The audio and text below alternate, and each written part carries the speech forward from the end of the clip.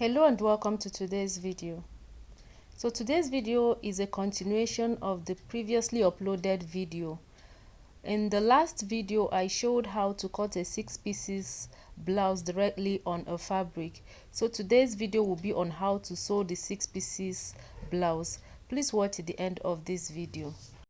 So the first thing I will do will be to cut out the wording for padding this blouse. I will be padding this blouse.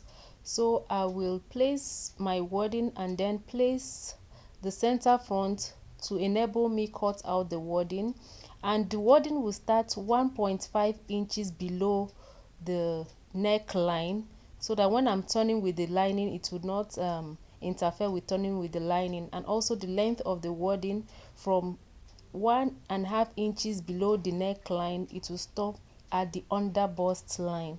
So I will pin my fabric to the wording and then trace out as I'm demonstrating and cut out the wording.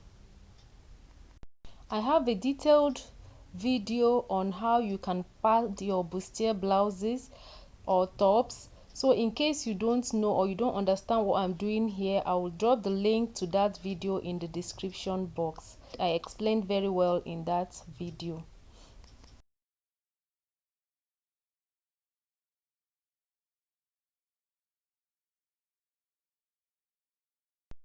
So after cutting out the wording for the center front, I'll also cut out that for the side front. So for the side front, before I cut out, I'll measure the length of the wording I have for the front, the center front, which is 6 inches. So the length I'll cut out for the side front for padding it will also be 6 inches. So I'll mark that out on my wording, and the wording will stop at the under bust line, just like for the center front. So from the under bust line I measured 6 inches up, and on the bust point I took a width of 4.5 inches.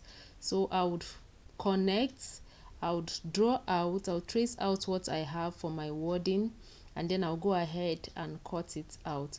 So please, like I said before, if you do not understand what I'm doing, I will drop a link where I explained very well how you can cut out and pad, wording out and pad your bustier tops and blouses. So after cutting out this piece, I would use it to cut a second one for the side. So I'll make sure that the shiny sides are facing each other. That is because this wording is fusible. If you're not using a fusible wording, it doesn't matter which side it faces, but I'll be ironing this on the fabric. So I would go ahead and cut out the second piece. So I've cut out my wording and this is what I have. So I'm placing them. I will be ironing the fusible part to the wrong side of the fabric. So I'm placing them on the fabric, but before I iron them, I'm going to iron a fabric interfacing to my main fabric. So I'll iron that and then iron on my wording and then join them together at the dart points. So I have ironed fabric interfacing to the main fabric. As you can see, I've also ironed the wording on for the front part. Then on my lining pieces, I ironed gum stay on all of them, including those for the back, and also ironed fabric interfacing on the back fabric, the main fabric for the back. So what I'll do now will be to join them, the dart point, the center front to the center front to the side front. So I'll use pin to hold them. So when joining, I'll make sure that they are matching at the under bust point. I would pin them together and then sew using 1/2 inch seam allowance. I'll pin them together. I will start pinning from the under bust and make sure everything is well aligned, and I'll sew using 1/2 inch seam allowance. I'll also do the same for the other side. I will do the same. I'll also sew the dart part of the back. So I will sew the center back to the side back using 1/2 inch seam allowance as well.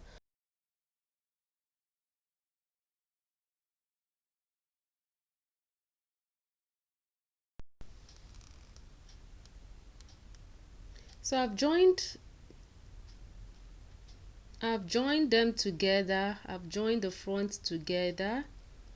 This is what it looks like, the front part. I also notched the seam I made and ironed that open. I also did the same for the back piece, and I also piped the dart line using trimmings, and this is optional, it is not compulsory. Okay, so I also notched the seams and iron them open. So what I'll do next will be to join the main fabric by the shoulder using 1/2 inch seam allowance. And note that all I did to the main fabric I also did for the lining pieces as well. So I also will join the lining piece by the shoulder. After that, I'll use the lining to turn the neckline for the main fabric. So I've pinned the main fabric with the lining on the by the neckline, right sides facing each other. So I'll go to the machine and sew all around using 1/2 inches seam allowance, and then I would notch and top stitch towards the lining piece.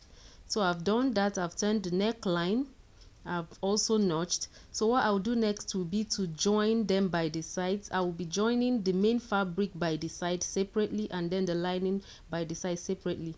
So I left 1.5 inches side seam allowance. So I would join the main fabric by the side, right sides facing each other, and I'll also take the lining piece and also join them lining to lining. I'll join by the sides. So after doing that, I will iron the seams, the seam lines. I'll iron that open and I'll show you what I have.